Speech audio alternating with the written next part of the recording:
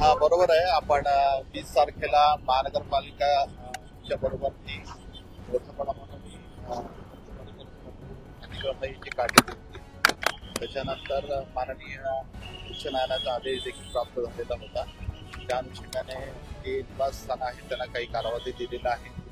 त्या अनुषंगाने बाकीचे सर्व कमर्शियल जे काही एन्क्रोचमेंट झालेले आहेत माझ्यामध्ये 60 मीटरपर्यंत, तर त्याप्रमाणे सर्व जे आहेत ते सर्व महानगरपालिकेकडून काढण्यात येत आहेत. आणि छत्रपती संभाजीनगर पोलीस आयुक्तालयातील आमचे सर्व DCP त्याचबरोबर जे आमचे अधिकारी आहेत आमचे पोलीस अंमलदारांचा या ठिकाणी RCPचे बंदोबस्त लागलेला आहे.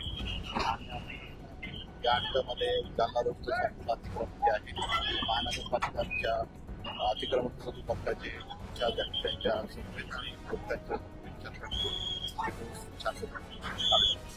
निश्चितच एका कालावधीनंतर त्यांना मुदत दिलेली होती आणि मुदतीनंतर देखील ते जर सरकारी कामात अडथळा जर आणत असतील तर त्यांच्यावरती कायदेशीर कारवाई. महानगरपालिकांनी या संदर्भामध्ये गेल्या 3 दिवसापासून त्यांनी जे काही नियोजन केलेलं आहे त्याचबरोबर जे अतिक्रमण काढणार आहे त्याचं मार्किंग देखील करण्यात आलेलं आहे.